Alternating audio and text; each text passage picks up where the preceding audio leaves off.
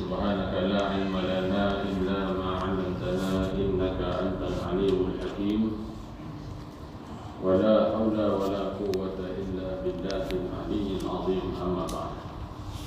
Alhamdulillah, syukur kita kepada Allah Subhanahu wa taala kerana dengan pilihannya, kerana dengan izinnya dapat kita berhimpun pada tengah hari ini, pada petang ini di dalam rumah Allah Subhanahu wa taala untuk kita menunaikan tugas kita, tanggungjawab kita sebagai ciptaan Allah di atas muka bumi ini, iaitu menunaikan solat fardu Jumaat secara berjamaah. Mudah-mudahan kita digolongkan oleh Allah Subhanahu wa taala di dalam himpunan orang-orang yang sentiasa istiqamah dan ikhlas pada mengerjakan amal-amal soleh kepadanya, insya-Allah taala. Pada jemaah yang dirahmati oleh Allah, menyambung akan perkara Al-Isra' wal Mi'raj dengan besar Nabi Muhammad sallallahu alaihi wasallam, yang mana pada pertemuan yang lalu kita telah pun sampai kepada babak yang mana Rasulullah sallallahu alaihi wasallam terhidu bauan wangi, sebuah wangian, sebuah haruman yang tidak pernah dihidu sebelumnya. Maka ditanya bagi malaikat Jibril alaihi wassalatu wassalam, haruman siapakah ini? Lalu dijawab oleh malaikat Jibril alaihi salam, inilah bauan wangi daripada perkuburan, daripada kejadian anak beranak Masyitah. Yang ini Masyitah, suaminya dan juga anak-anaknya yang dibunuh oleh Fir'aun suatu ketika dahulu akibat daripada pengakuan dia sekeluarga yang menyatakan bahawa Tuhan itu adalah Allah Subhanahu wa taala, bukannya Fir'aun. Sebagaimana yang kita tahu, Fir'aun adalah gelaran bagi golongan yang memerintah negara Mesir. Bahasa lainnya disebut juga dengan nama raja. Yakni nama dia Fir'aun itu bukan nama. Fir'aun itu adalah gelaran, istilah bagi orang yang memerintah negara Mesir. Sebagai contoh, bumi Habasyah, bumi Utopia, bumi Afrika, orang yang memerintah digelar dengan istilah Najasyi. Najasyi bukan nama, sebagaimana kisah seorang raja bumi Habasyah yang apabila kematiannya Rasulullah sallallahu alaihi wasallam menunaikan solat jenazah gaib, menandakan dia seorang yang beriman. Jadi disebut dengan nama Raja Najasyi. Najasyi bukan nama. Najasyi adalah gelaran bagi raja ataupun orang yang memerintah Habasyah, Utopia. Namanya adalah Ashamah bin Abajah radhiyallahu ta'ala anhu. Begitu juga dengan Mesir, Fir'aun bukan nama. Fir'aun adalah gelaran bagi raja yang memerintah negara Mesir. Maka ketika itu kita semua tahu bahawasanya Fir'aun menyatakan bahawa faqala ana rabbukumul a'la, akulah Tuhan kamu yang maha tinggi. Disebut oleh Al-Imam An-Nawawi rahimahullah ta'ala alaih dalam kitabnya At-Tibyan pada mensyarahkan ayat-ayat Al-Quran Al-Karim. Bagi orang yang membaca ayat faqala ana rabbukumul a'la, salah satu daripada ayat-ayat pada menunjukkan sifat keangkuhan dan keegoan. Maka dilarang di sini sifatnya makruh, bukan dilarang pada tahap berdosa maknanya ataupun membatalkan solatnya kalau dia membaca di dalam solat. Maka makruh hukumnya maknanya membaca ini tak berdosa dengan gaya begitu, tetapi meninggalkan perkara makruh adalah mendatangkan pahala. Makruh adalah perkara yang tidak pernah dibuat oleh mana-mana Nabi Rasul alaihi wasallam, termasuk para pewarisnya, iaitu para alim ulama. Jadi perkara yang dibenci oleh Allah Ta'ala. Macam contoh orang merokok. Misalnya rokok ni ada majlis fatwa kata haram, ada yang kata makruh, ada ustaz kata makruh, kata dia tak apalah, maknanya tak kisah. Tapi walaupun makruh, maknanya benda itu dibenci oleh Allah Ta'ala. Kita nak nabikan sebatang tu dalam keadaan dibenci oleh Allah Ta'ala, maknanya. Maknanya dengan keadaan kita nak mengambilkan sebatang rokok tu, maknanya Allah Ta'ala cabut nyawa kita. Mati kita dalam keadaan dibenci oleh Allah Ta'ala. Bila mati dibenci oleh Allah Ta'ala ni, agak-agak husnul khatimah ke su'ul khatimah maknanya. Dia fikir situ cukup lah. Tak kira lah maknanya masalah nak kata haram ke makruh ke, tak ada masalah maknanya.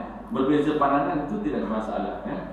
Tetapi perkara-perkara makruh ni, perkara yang ditinggalkan berpahala. Bila mengerjakan tidak berdosa. Tetapi bila kita meninggalkan, kita mendapatkan pahala. Perkara yang dibenci oleh Allah Ta'ala. Baik. Maka kita dah tentulah makna doa. Allah makhtim lana bismil khatimah wa la tahtim alaina bismil khatimah. Tapi kita buat benda-benda yang dibenci oleh Allah Ta'ala. Jadi kita kena cuba menjauhkan seberapa banyak perkara-perkara yang bersifat makruh ni.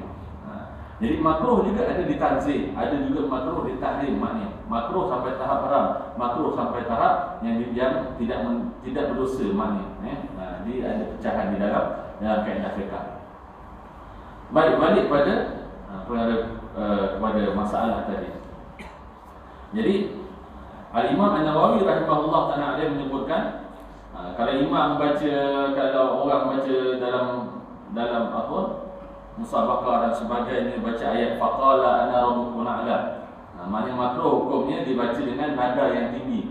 Kerana ketika mana Fir'aun menyebutkan kata-kata itu direkodkan oleh Allah Ta'ala, maknanya dia kata faqala ana rabbukum a'la, dia kata itu dengan nada yang tinggi. Nada yang tinggi, nada yang bangga, nada yang sombong. Kerana apa makna ayat itu? Maka berkatalah Fir'aun, akulah Tuhan yang maha tinggi. Jadi sebab itu makruh hukumnya kalau dibaca dengan nada yang tinggi, baca dengan nada yang mendatar, maknanya begitu. Kerana kita tidak, kerana dibimbangi kita ni mencontohi sebiji macam ketika mana Fir'aun melafazkan ribuan tahun dahulu maknanya. Ada lagi ayat yang lain. Contoh ayat Allah Ta'ala menyebutkan bila ditanya kepada Iblis, kenapa engkau tidak sujud kepada Nabi Adam AS? Iz amartuk, ketika mana aku memerintahkan kepada engkau. Maka apa jawab Iblis? Ana khairum minhu, aku ni lebih baik daripada dia. Ana khairum minhu, khalaqtani min nar wa khalaqtahu min tin. Maka begitu juga Imam Nawawi sebut makruh juga sifatnya. Orang yang baca ana khairum minhu, aku lebih baik daripada dia ni, dengan nada yang tinggi. Kerana dia khawatiri maknanya orang itu mengikut sebagaimana Iblis ketika melafazkan di depan Allah Ta'ala. Aku tak nak sujud pada Nabi Adam AS ni, tak nak tunduk hormat pada dia ni, kerana ana khairum minhu, aku lebih baik daripada dia. Itu kan sifat lebih sombong, sifat yang membesarkan diri, mengegokan dirinya, takabur maknanya. Sifat yang ada sampai kiamat pada mana-mana orang. Dia merasakan diri dia lebih daripada orang lain. Kalau tak ada kawan nak kat sini, tak ada apa lah kata dia, jangan mimpi dan dapat lampu jalan ni ke apa ni, semua kawan ni dia minta ni kata dia. Dia membesarkan diri dia. Jadi dia mengikut sifat contoh Iblis. Ana khairum minhu, aku lebih baik daripada dia. Korang ni ada apa maknanya. Jadi itu perkara-perkara yang perlu dijawabkan. Baik. Maka sedang tukang sikat rambut, masyitah ni maknanya sifat perempuan. Yang ini perempuan tukang sikat rambut anak pada Fir'aun. Sedang mengikat rambut anak Fir'aun ni, maka sikat tu terjatuh. Bila terjatuh, dia melata. Dia kata Bismillah ta'asa Fir'aun, dengan nama Allah celakalah Fir'aun. Dia tersebut begitu. Maka anak Fir'aun tu dengar. Lalu dia tanya pada masyitah ni. Dulu ada satu orang berceramah agama perempuan, nama Masyitah Ibrahim dulu. Sekarang tak tahu mana dia. Pernah terkenal, bukan terkenal dengan jawatan timbalan menterinya, tetapi terkenal dengan suatu statement dia yang pernah juga di photostate dan ditampal di depan pintu kelab-kelab malam. Apa statement dia? Dia kata melacur ni harus hukumnya jika keadaan darurat. Jadi kalau PKP darurat, bolehlah melacur kata dia. Ketika tu belum zaman PKP lagi. Ketika tu. Jadi dia kata melacur ni hukumnya darurat. dibolehkan jika keadaan darurat, maknanya tak ada sumber pendapatan lain, nak beri anak bini makan misalnya, nak beli kursus pampers anak, maka boleh melacur perempuan ni, kerana darurat dia kira. Lepas tu orang bantai dia nak ngaku, padahal jawapan dia tu jawapan bertulis. Dulu soal khabar harian Metro dulu dia ada ruangan soalan bertulis, kemusykilan agama. Soalan, lepas tu dia jawab secara bertulis, wartawan copy paste, terbit dalam soal khabar. Jadi maknanya betul lah orang yang melacur tu dia darurat, tak ada pekerjaan lain, tak ada semua pendapatan lain. Tapi orang yang melanggar melacur tu darurat apa ni? Jadi itu kaedah fiqh dia tak sesuai dia pakai. Jadi pernah dulu kontroversi. Baik, mudah-mudahan Allah Ta'ala mengampunkan dosa dia. Baik, jadinya Masyitah ni dia kata betul lah. Bahkan Tuhan aku, Tuhan bapa engkau, Tuhan kita semua adalah Allah Subhanahu Wa Ta'ala, bukan bapa engkau yang Tuhan, dia kata. Maka anak Firaun ni repot pada bapa dia. Maka Firaun pun panggil Masyitah dan dia tanya. Dia nak dengar sendiri. Ini yang sifat yang kadang-kadang tak ada pada setengah orang. Firaun walaupun anak dia yang mengadu, dia tak terima bulat-bulat. Dia panggil, dia siasat, dia selidik dulu. Kita kadang-kadang dengar satu berita, dapat sesuatu info tu, terus campaikan, terus forward kat grup-grup WhatsApp ni, terus cakap dengan orang. Tak selidik dulu betul ke salah. Maknanya malu dengan Firaun. Maknanya Firaun tu tak buat kerja macam tu. Jadi sebab tu kita ni disebut in ja'akum fasikun binaba'in fatabayyanu. Datang suatu berita, kata Allah Ta'ala, hendaklah kita semak dulu, selidik dulu, tabayyun dulu, baru kita sampai pada orang. Maka tanya Firaun kepada Masyitah, betul ke dakwaan anak aku mengatakan bahawa engkau mengatakan bahawasanya aku ni bukan Tuhan, bahkan Tuhan adalah Allah Subhanahu Wa Ta'ala? Maka barulah Masyitah kata kali kedua. Itu beraninya Masyitah. Tak adanya Masyitah bila dah kantul macam tu, Masyitah orang kata, tak adalah. Tak ada, saya tak cakap macam tu. Agaknya anak tuanku tu salah dengar agaknya. Saya tak cakap macam tu. Dia takut. Tak ada, dia kata memang betul. Memang betul saya kata macam tu. Tuhan saya, Tuhan tuanku, Tuhan kita semua adalah Allah Subhanahu Wa Ta'ala. Maka itu yang dibunuh Firaun. Firaun yang membunuh orang ni. Firaun yang membunuh suaminya, dicampak dalam kawah yang besar, diisi dengan air yang panas menggelegak, lalu dicampak tu terjun hidup-hidup. Jadi suaminya terjun dulu, anaknya yang besar, kemudian tinggal Masyitah dan juga anaknya yang masih menyusu di dadanya, mana bayi yang masih kecil. Masyitah nak terjun tergagak. Kenapa dia tergagak? Dia takut mati? Tidak. Dia bimbang ni anak yang masih baby ni. Maka kata Masyitah kepada Firaun, wahai Firaun, aku minta masalah ni antara kita berdua aja. Anak aku yang masih kecil, yang masih bayi, yang tak tahu apa-apa ni, janganlah dia apa-apakan, kerana dia tak tahu apa-apa, dia tak masuk campur. Maka tengah kata begitu, tiba-tiba dengan izin Allah Subhanahu Wa Ta'ala, bayi yang sedang menyusu di dada Masyitah ni boleh bercakap.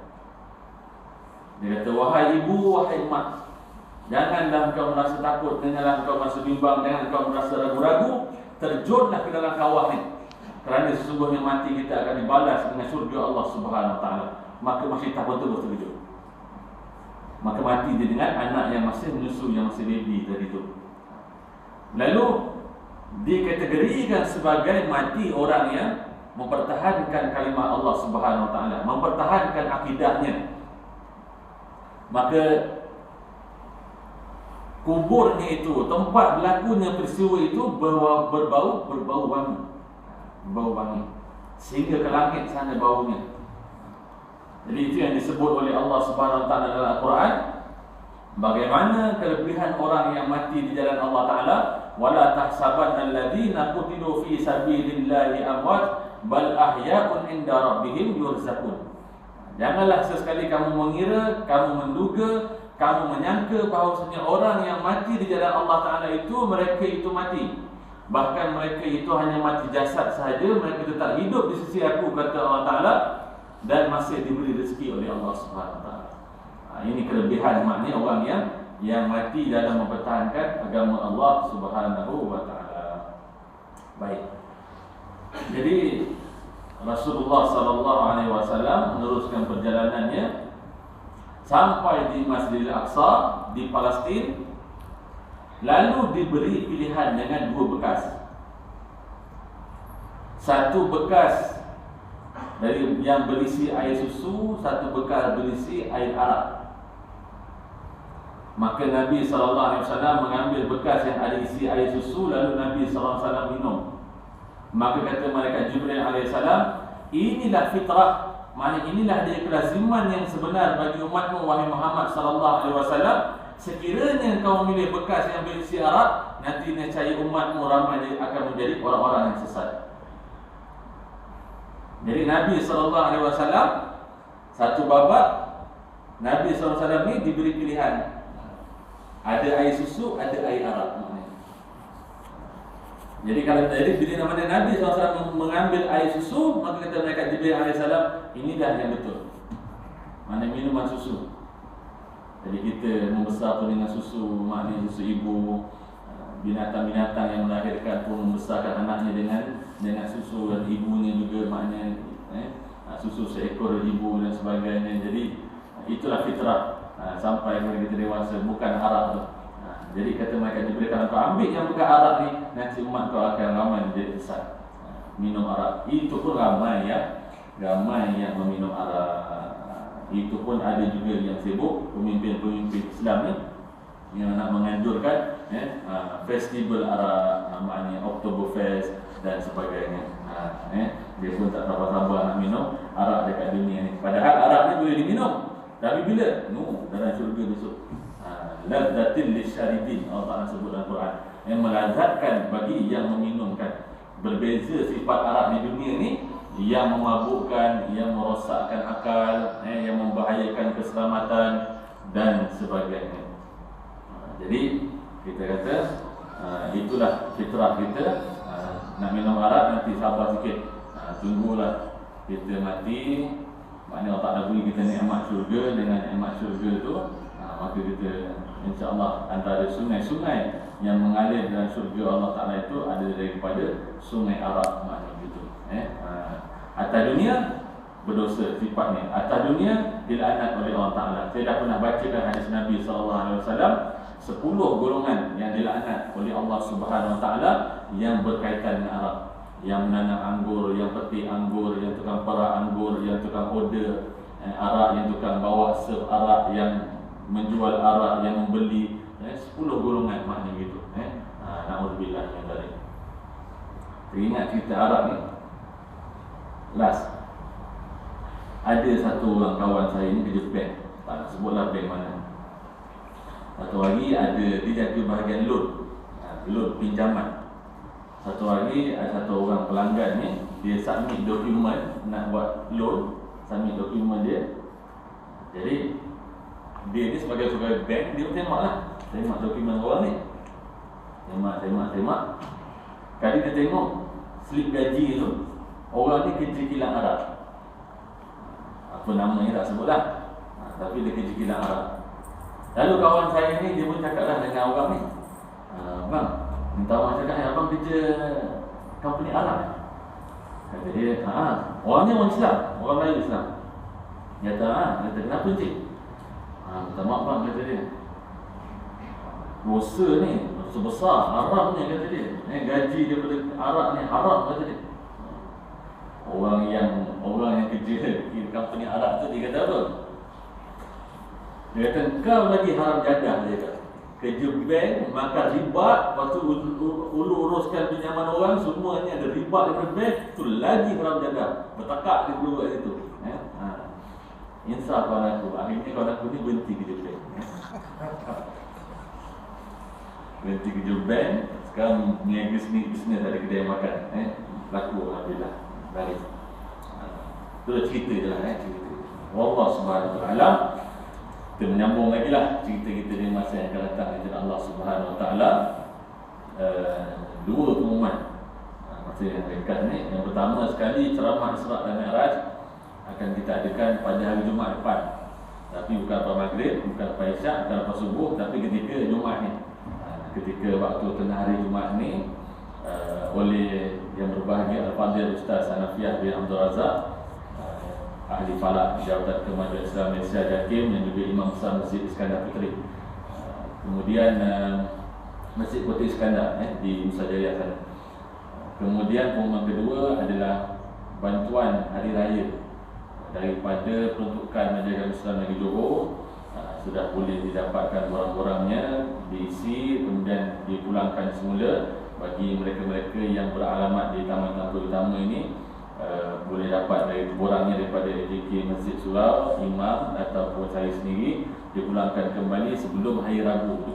Hari Jumaat, Sabtu, Ahad, Senin, Selasa, Rabu, ada 5 hari lagi, maknanya itu. Kemudian akan diadakan sesi temuduga, barulah dihantar ke Majelis Islam untuk proses kelulusan sama ada diterima ataupun tolak. Jadi ambil borang, isi, pulangkan sebelum hari Rabu nanti, insyaAllah. Jadi itu sahaja. Wallahu subhanahu wa ta'ala. Wassalamualaikum warahmatullahi wabarakatuh. Terima kasih.